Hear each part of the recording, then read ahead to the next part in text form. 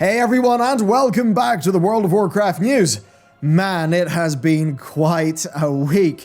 Even on our other channel, it's been a heavy week too. So, where do we start? I mean, yesterday we covered Ian's interview, which was a pretty massive thing, and it turns out that leaves us with everything else, which is a lot. We're going to kick it off with some fun new lore, and then we will dive into the realm of the dramatic. Oh, by the way, welcome to the month of May. There is new loot on our Patreon, and hey, the glaive pin on this month's loot tier is moggable onto your person regardless of what class you play. Okay, let's go. It's time for the new lore. Okay, we've got an encrypted model for the jailer, which points towards a potential transformation for him at the end of the Sanctum of Domination raid. Maybe you watched that video we did on Thursday.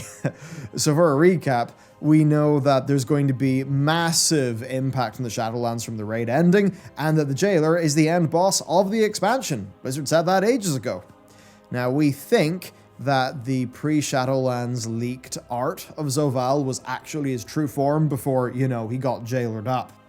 At any rate, look, we did a real deep dive at the Jailer and the Sanctum of Domination in one of the lore videos this week, so you can check that out. I think this data mining is just further confirmation that some real big stuff's going to go down, and I am very excited for that.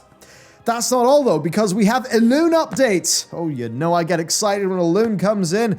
So, when Prince Renathal talks to the Stonewright, he says this: "My dear Stonewright, harvester of wrath, wielder of..."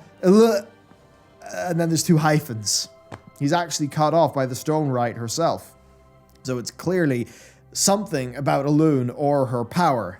It's basically just a massive tease for us lore nuts. But that's not actually all, because a line was found from the French version of the game, where a Dreadlord, speaking to the Stonewright, says, "Your Stoneborn will never find us, and your precious Elune has no power here." Now this line was here in English data mining, but was changed in a recent build to remove the Elune reference. So they're clearly upping the ante here for future lore teases. I think we're all quite excited for that.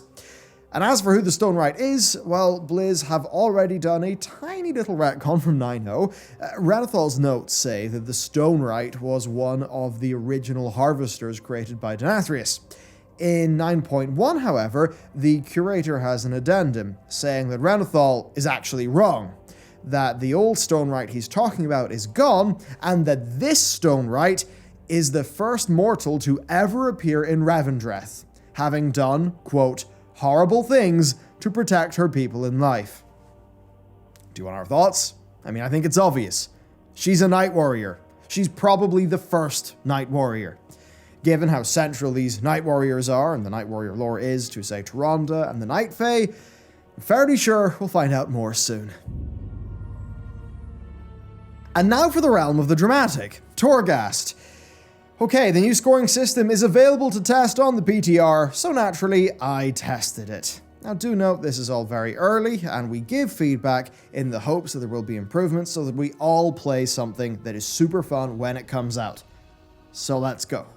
You get score for each of the following things: souls rescued, urns broken, creatures killed, time spent empowered via the hot streak mechanic, and time taken overall. You lose score based on your number of deaths. And this score contributes to a score streak, which will grant you a variety of buffs as you fill the bar and become empowered, which further increases your score if you can stay above that empowerment line, and potentially it'll give you a buff. Initially it's just move speed, but you can upgrade it more. I'll reveal that in a little bit. Now I'll say this, during a run, it can really feel like the score streak is the only thing that matters, because you can't actually see your points as you earn them, which kind of makes sense. I mean, your timing points are based on the time of your overall run, and they really do matter quite a bit. The same goes for completion. Well, what actually happens is, once you're done, you get an end-of-run breakdown, and that actually reveals that percentage completion of Torghast does account for quite a bit of score. But the thing is, most people would miss that, because the only way to get the score breakdown is to right-click the end-of-run pop-up. the pop-up that kind of looks familiar to what we already know. Now, I totally missed this in my initial runs because it was grey text on a greyish-black background, but no, you can click on that and reveal it. And I imagine that many people missed on that, and even with that existing at the end of a run, it initially does feel like quite a speed run. It just feels like that because of how it's implemented. I mean, there is a par time, so you clearly don't want to slack when you're doing it. But it does seem that it won't be all, gotta go fast all of the time. Though you certainly will want to play hastily, since falling behind on time will of course result in a lower score. Now, based on how well you do, you'll get a score between 1 and 5 gems. 4+ gems, I believe, unlocks the next layer, and also 2 bonus floors that you do afterwards, I presume for rewards that will make sense once we learn a bit more. Also, you get your Soul Ash and fight the sort of final-ish boss after 5 floors. Yeah, that's when you get your Soul Ash. So you actually get the Soul Ash faster, but there's a problem there because by the time you reach floor 5, you barely have any anima powers, you barely have a build, and that does mean that you never get the fun of Torghast. Right, it actually feels a little worse than it currently does because it just doesn't last as long, and I don't think that's particularly cool. Then there's the bit that's got people talking, affixes. So there will be these things called blessings, which are positive traits.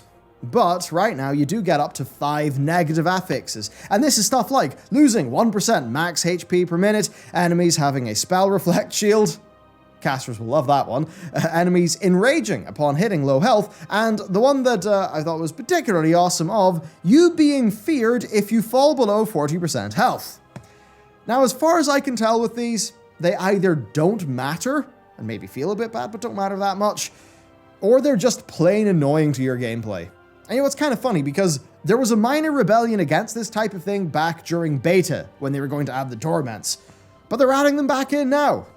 And look, I can see why. They're changing up Torghast, it's more of a score-based thing, so if they can't give you all the anima powers in the world to make your class fun, then maybe they can give you more of a challenge, right? But I think it's a total misfire because, it just... it just feels worse. The torments are not fun to play around. It's basically as simple as that. Now, I'll say the torments, like increasing all damage done by everyone in the instance by 15%, that's okay, because you kind of get a pro there as well. But the purely punitive ones, I think they basically just don't work and they're not that much fun. And this isn't me wanting it to be easier or anything, this is me saying that for the type of game mode it is, it's just literally not fun and more annoying. And I basically think that because of this, Torghast's changes in 9.1, while they do have a lot of good elements, I think they actually might be perceived as a net negative by many players, and I think that's obviously the opposite of what Blizzard would want from this system. So that's a misfire. There's actually another new system. So you'll get talent points that can go into permanent upgrades, and that's things like re-rolling anima powers, making your streak better, so that when you're in a streak, you get more powers and stuff. Less torments, that's one of the upgrades, more blessings, and more things in the shop. So here's what I'll say. Some of this can be fun, like re-rolling your anima powers. I think generally speaking, the tree is not particularly fun when I think about, say, other roguelike games, but I guess that WoW does have design limitations. But adding annoying torments into Torghast, just so that you then remove them by grinding out the upgrade tree, that feels very self-defeating. And look, in games like Hades, the equivalent to torments in that game, it's opt-in. It's like, say, Halo. In Halo, there are skulls. You activate skulls on a mission, and that makes the mission harder by various different means. And that gives you more score if you want to play Halo as a score attack game, which some people do. And the thing is, those skulls are opt-in. So I don't think it works with the torments right now at all. Overall then, how does it play out? Well, I've tested this new Torghast, and I've got some thoughts. I think that it still isn't fun. And it's not fun because the anima powers aren't there. Hopefully more will come, but it's just that thing, the way they do anima powers, it's like, oh yeah, 50% more aim shot damage. But it's like, let's go way more wacky. Let's go way more powerful, because this is Torghast. It should just be silly, stupid fun. Getting roguelite broken builds. That's in fact what we enjoyed back in beta and alpha, and it's not supported in the current system. I mean, one of the ways you can have fun in Torghast is to go into a twisting corridors and get super far up it to the point where your character is like this insane broken god and it's all really cool and fun. But that does not happen in the main mode of Torghast, you know, the one that Blizzard wants you to play every single week to get your ash and your cinders. I'll say the perceived pressure of having to go fast isn't fun. Not having transparency on your scoring during the run does make it hard to know how to play and how you're doing, and that feels a bit off. Though I do know that Blizzard know that if they showed a par time, that would make people feel like it was even more of a speed run, like perceptually. But basically what they need here is far more impactful anima abilities, ones that are completely overpowered feeling and actually are run defining, so that you get, you know, the build diversity that roguelike games really need to work, because it's not there right now. So currently I can see why Blizzard made these changes, but I feel they go against where most players actually want to see this game feature go. As you'll know from yesterday's video, when I heard what Ian had to say, I was feeling vaguely positive. I do not feel it has panned out the way that I thought it would, now that I've got my hands on it a bit. They just seem a little ill-considered and unaware of the player experience. And I think it's another thing with Blizzard where its designers going around the place solving systemic problems, but in that sort of super problem solving, it's like they don't find the fun. And the first thing you should do when you're doing a game is you find the fun, then you build the systems and the stuff. But it's like it doesn't matter how many progression loops and roguelike systems you've made, you have to have the core fun be found. And I don't think it's there with Torghast right now. It does not have enough powers. The powers that are there just are not that fun. It feels like an extended trash clear, and it falls short of the busted fun that we had on Alpha, where on the Alpha, you almost felt more like a Diablo 3 character because you got so powerful, you chewed through mobs, but when you died, you die really fast because the enemies would scale up. So basically for me, I just worry that this will be a massive development time sink, one that will basically hurt the expansion as a whole. Note, this is early, it can be salvaged, right, such that it's a blast once the 9.1 releases, and that is precisely why we're giving the feedback now. Well, get ready to open up your wallets because images of the deluxe edition of Classic TBC have been found in Blizzard's content delivery network. Actually, images of two. So data mining already told us that the deluxe edition would have the Dark Portal Hearthstone and the Path of Illidan toys, and of course the reawakened Phase Hunter mount. Now these images confirm those, but there's actually more, because there are two mounts and a level boost. There's the TBC ground-based Phase Hunter mount, there's then a high-res version as well, and that basically hints that TBC Classic players will be able to buy what is Classic's first actual paid mount, and that the modern players will get the shiny new version, or something like that. So basically, you buy the collector's edition, you get both mounts. Now overall, there are images for three products. One for the level boost alone, one for a deluxe edition that contains both of the mounts, both toys, and 30 days of game time, and then a final image that has got everything in the deluxe edition and a level boost, likely the epic edition. Now, it's worth saying that this stuff has not been confirmed, but, I mean, the preview images, like, come on, they kind of speak for themselves. And they do suggest that the toys will be available for use in Classic TBC. Based on the assets, it appears that this stuff is purchasable in, like, the in-game store as well. So maybe there you log into Modern, and you purchase the TBC Collector's Edition upgrade in the Modern in-game store. So let's recap here. In one Classic expansion, we've gone from just the subscription to level boosts, paid character cloning, a paid store mount, and toys. It's all stuff readily available for free money. Having items in Classic that aren't actually available in-game, you can't earn in-game, at least for this particular Classic, that does start to dilute what players actually enjoy about the Classic experience. Now look, if it hit Classic Wrath of the Lich King and we got to the Sparkle Pony patch and, you know, you got a Sparkle Pony if you already bought one in your, like, main WoW account, I would get that. I'd be fine with that because it would be following that rollout. But here, it's coming in earlier. Now look, ultimately, this is not a big deal for TBC's launch or really its gameplay because this is a store mount. Nobody cares about store mounts. Nobody thinks you're cool for having one because it wasn't actually earned by playing the game. right? You know, it's just a ground mount and some, like, trading card game toys. But the real issue here is that these are the opening bars of a song that we've all heard before.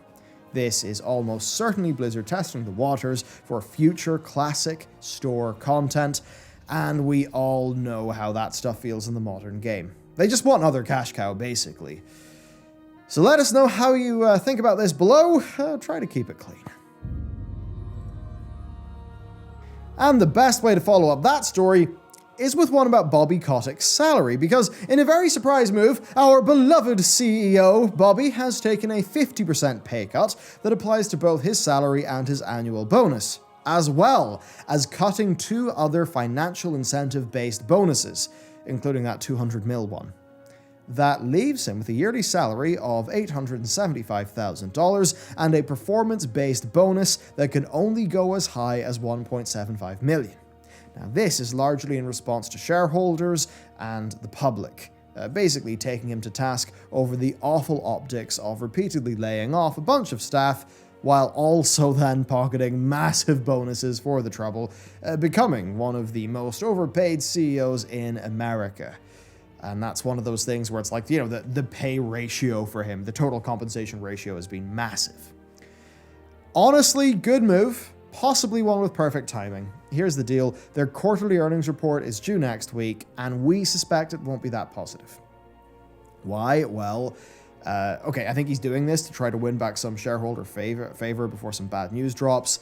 We'll have more on that on our news channel next week, but to tease you, from what we understand, it appears that Call of Duty 2021 may be in significant trouble, and then it could turn out that the likes of World of Warcraft have maybe had more issues than one would expect, and of course D4, Overwatch 2, etc. do seem to be a fair bit away as well. And it's the sort of thing where, like, overall, by the numbers, Bobby has been a godsend for Activision. I mean, technically, yeah, he did oversee them from the brink of death as Mediagenic to now a $70 billion company, and he's done that over the last 30 years.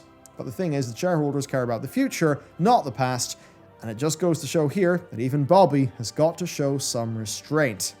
That is, if this is opt-in. Who knows, maybe the rest of the board basically just voted and that's that.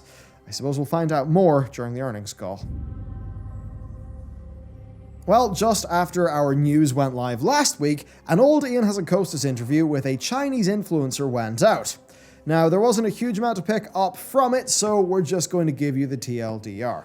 Alright, Ian alluded to a few tentative things about the Mythic Plus scoring system, where it could have separate scores for fortified and tyrannical runs, likely needing, a high score, for both of them to be seen as being good. The score could then be used in place of keystone achievements in order to unlock your Valor upgrade caps, so a bit more like PvP rating. And they're also looking to improve the group finder further, because obviously as it stands, it's pretty terrible. The search functionality is bad, there's no real filtering, and the only way to inspect the group properly is with an add-on or a weak aura and more. The more info and the more tools, I think, the better the game will be, so they need to up that system. Now, between that, acknowledging that Stygia was a terrible backup reward for the Great Vault, and some promises that 9.1 will have more alt catch-up, that's basically all we can take away from this interview, so let's move on. Next up, they've got a, I think, heavy-handed thing for PvP, but it's one that does aim to solve a problem. So, if you want to upgrade your PvP gear in the new season, then you will need to have won a rated arena match, or just a rated match, within that item levels rating bracket in that week. Why? Well, basically, I just guess they don't want people sitting there holding rating, getting their upgrades, but I think perhaps more importantly, they're trying to combat PvP boosters, who will often tank their own rating in order to boost up, to party up with a boostee who's got a low rating. Now the thing is here, if you tank your rating, then you won't be able to upgrade your gear to high item levels. Now you may think, well, the people doing the boosting have already got high item levels, so they won't care, they just want the gold. Well, this does make life harder for them, but you could be right. And that's why it also applies to the boostees. Because for the people who purchase these boosts, well, they will not have the skill to reliably win matches at their new boosted up rating. and that means they won't be able to upgrade the gear. So they won't get the high item level gear that they purchased their boost for. Because what people have tried to do is purchase a boost, get to a high rating, and then basically just get as much conquest as they can while not tanking their own rating so they can get the high level gear. So overall, this does incentivize people to play PvP as intended. Fighting boosters is certainly something that I am down for. I think what went down with boosting in this season particularly really sucked. Though a bit of me does wonder if this is just a little bit heavy-handed. You know, does it punish just the person who didn't have time for PvP that week, wanted to log in, do an upgrade? Who knows? I'm going to throw it to you. What do you think? And next up then, it's time for a little bit of rapid-fire news, starting off with a Shadowlands sale. Yes, Shadowlands is on sale, 20% off until May 3rd. I guess I'm just trying to drum up a little bit more interest in the game, and maybe they think that many people think that because 9.1 is in testing, that now is a good time to get into the expansion and get started. You could also see this as them being a bit worried about their numbers and wanting to generate some more revenue in sales. Then also, Rapid Renown Catch-Up. This is good news, but we've got no idea what it is, other than it being a data mine string, the latest PTR build. So basically, I guess there'll be some form of Rapid Renown Catch-Up. Who knows what that will be, what it will look like, but I'll tell you what, I think that is something that will go down well, and something that perhaps is needed, given that patch 9.1 will take us to 80 Renown levels. Then next up, the Mon Korthia, where there's actually a new catalogued research currency that's been found, and it's got the description, as you bring the Archivist relics, he will catalogue them, which will allow you to start field studies to learn more about them or identify relics in his care that you can use in the field. So it seems like, as Ian said in his interview with Preach, that they are working hard on adding things to Korthia behind the scenes, which is certainly really good news to see. Now, there's also a new Maw Survivalist token that is awarded from Maw Dailies, which, those basically award Venari rep. So I'm glad to see there's a bit of a catch-up for that, for players who, are coming back and they maybe want those Torghast upgrades. Next then, something neat, it is Wrath of the Lich King Time Walking. Hey, Wrath is pretty awesome, and it does mean Ulduar Time Walking is up this week, so if you've not got too much else to do and you want to knight yourself some level 200 gear, which admittedly is not that hype for people, well, be sure to go take out Yogg-Saron. And on the topic of Yogg-Saron, be sure to check out our latest, it's not our latest lore speculation video, but it's a pretty recent one, where, we talk about things like, how did he earn the title, the God of Death, and how deep does that connection run? Because spoilers, we think it runs pretty damn deep. By the way, you can also very easily earn Exalted with the Sons of Hodir this week, thanks to the bonus rep buff from Time Walking. You can actually go from Hated all the way up to Exalted with just a short quest chain. So there's that. Be sure to get that done while you can for 2 easy mounts. And of course, that rep boost is useful for other things as well. But okay, that is it. That is it for a very long, very big, involved week for World of Warcraft news and comings and goings. We're working hard on next week's videos though, so stay tuned to the channel. Of course, thank you for sticking with us through all of this. If you want some cool loot, check out the Patreon. And other than that, thanks for watching and have a great day.